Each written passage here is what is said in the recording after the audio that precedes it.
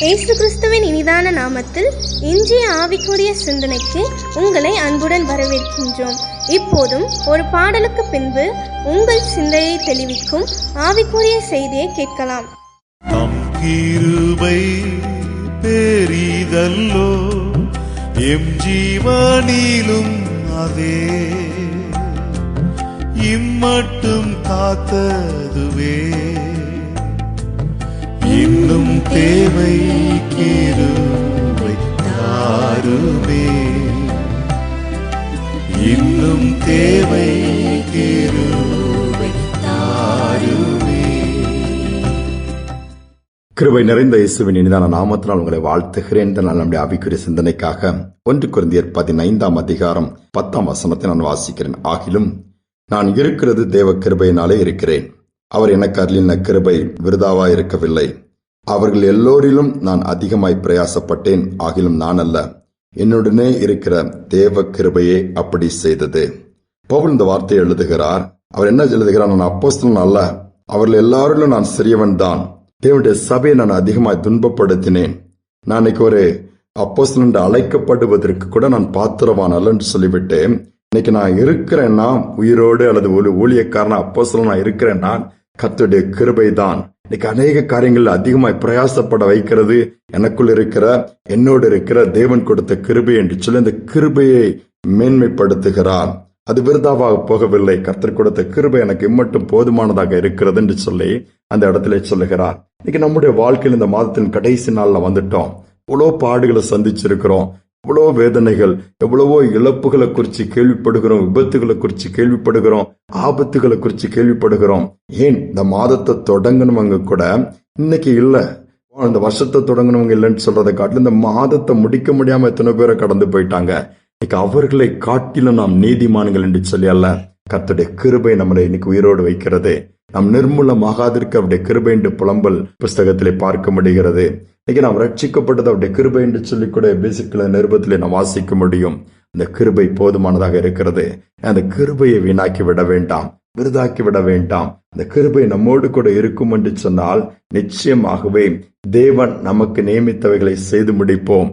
தேவன் நம்மோடு கூட இருந்து காரியங்களை செய்வதற்கு அந்த கிருபை போதுமானதாக இருக்கும். ஒருவேளை பலவீனமாக இருக்கலாம், மாறலையே, எவ்வளவு நாள ஜெபம் பண்ணிட்டு இருக்கிறேன், இந்த காரியம் நடக்கலையே, இதுல எனக்கு முடியலன்னு சொல்லி போராடிட்டு இருக்கீங்களா? ஆண்டோடைய கிருபை நமக்கு போதுமானதாக இருக்கும். பலவீனத்தில் அவருடைய பலன் பூரணமாய் விளங்கும். நிச்சயமாக அதை செய்வார்.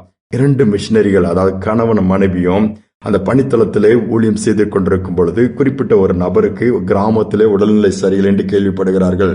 உடனே அங்கு போய் ஜெபிக்கும்படியாய் புறப்பட்டு போகிறார்கள். அவர்கள் காரை எடுத்துக்கொண்டு காட்டு வழியான ஒரு பாதை, அதிலே காரை ஓட்டிக்கொண்டு இரவு நேரத்தில் போய்கொண்டிருக்கிறார்கள். போய்கொண்டிருக்கும் பொழுது கார் மெதுவாக போயிட்டு இருக்குது. போயிட்டு இருக்கும் பொழுது திடீரென்று பார்த்தா ஒரு நல்ல பெரிய ஆண் யானை வந்து வழிமறித்து விட்டது. அது இந்த பார்த்த உடனே அந்த 2 லைட் சத்தத்தை கேட்டதும் பிளிரிக்கிட்டு பயங்கரமா சத்தம் போட்டுட்டு வேகமா அந்த காரை அடித்து நொறுக்க வருகிறது. அவர்கள் காரை அப்படியே நிப்பாட்டி விட்டார்கள். வேகமா ஓட்ட முடியாது, திரும்ப முடியாது, பின்பாகவும் போக முடியாது. என்ன செய்வது என்று சொல்லி அப்படியே இயேசுவேன்னு சொல்லி கூப்பிடுகிறார்கள். ஆண்டவரே, நீர் கிருபை பாராட்டுங்க, நீங்க தான் அந்த இரவு நேரத்துல வேற எந்த உதவியும் எங்களுக்கு கிடையாது என்று சொல்லி காருக்குள்ள 2 பேரும் அப்படியே அமைதியா ஜெபித்து கொண்டிருக்கிறாங்க. அந்த கார் அருகிலே வந்த அந்த யானை கோபத்துல அந்த காரில் 2 லைட் எரிஞ்சிட்டு இருக்க ஒரு லைட்டை தும்பிக்கை வச்சுட்டு வேகமா அடிச்சு உடைச்சு அந்த லைட் அணைஞ்சிருச்சுது. அடுத்த லைட் எரிஞ்சதுல அதையும் வேகமா அடிச்சு உடைக்குது. அதுவும் அந்த கண்ணாடி உடைஞ்சு அந்த லைட் அணைஞ்சிருச்சுது. அணைஞ்ச உடனே அந்த யானை என்ன பண்ணிடுச்சுது? புறப்பட்டு போயிடுச்சுது. ஏன் அந்த யானை என்ன நினைச்சது?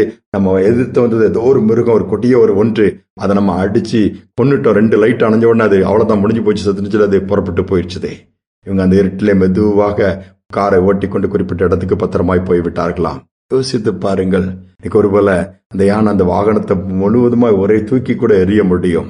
அவள் சொல்லுகிறார்கள், கர்த்தர் எங்களுக்கு கிருபை பாராட்டினார், அவருடைய கிருபை தான் எங்களை பாதுகாத்தது, அந்த கிருபை தான் எங்களை தப்புவித்தது, இன்னைக்கு நாங்கள் உயிரோடு இருக்கிறது அவருடைய கிருபை என்று சொன்னார்கள். யோசித்து பாருங்கள், இன்னைக்கு நம்மை தாங்கும்படியாய், பாதுகாக்கும்படியாய், காத்து வழிநடத்தும்படியாய் கர்த்தருடைய கிருபை இன்றைக்கும் போதுமானதாக இருக்கிறது.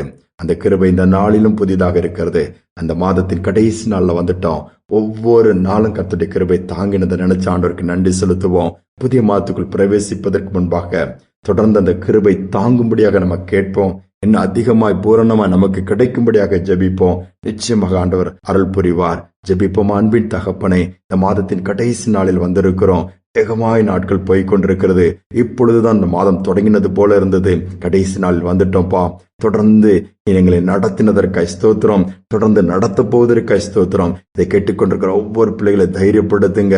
ஒருவேளை இந்த மாதத்துல காயங்கள் ஏற்பட்டிருக்கலாம், வேதனையான அனுபவத்தில் வந்திருக்கலாம், கண்ணீரின் பாதையில் போய்கொண்டிருக்கலாம், இழப்புகளை சந்தித்திருக்கலாம், என்ன செய்வதென்று அங்கலாய்த்துக் கொண்டிருக்கலாம். இப்படிப்பட்ட எந்த சூழ்நிலை இருந்தாலும் என் தேவன் இம்மட்டம் காப்பாற்றினீர். வரப்போகிற மாதம் பிள்ளைகளை தைரியப்படுத்துகிற மாதமாய், தூக்கி நிறுத்துகிற மாதமாய், சூழ்நிலைகளை மாற்றுகிற மாதமாய், தொடர்ந்து எல்லாவற்றையும் துணை நிற்கிற மாதமாய் மாற்றிக் கொடுப்பீராக. தாழ்த்தி ஒப்புக் கொடுக்கிறோம். செய்த நன்மைகளுக்காய் மீண்டும் நன்றி செலுத்துகிறோம். துதிய நம்மை ஏற்றுக்கொள்ளும் இயேசுவின் நாமத்தில் வேண்டிக் கொள்கிற நல்ல பிதாவே, ஆமேன், ஆமேன். அவருடைய கிருபை நிர்மூலமாகாதபடி நம்மை காத்து வந்திருக்கிறது. தொடர்ந்து அந்த கிருபை போதுமானதாக இருக்கும். இந்த சிந்தனையோடு இந்த நாளை தொடருவோம். மீண்டுமாய் நாளை தினம் சந்திப்போம். நீர் எனக்கு பாராட்டின கிருபைகள்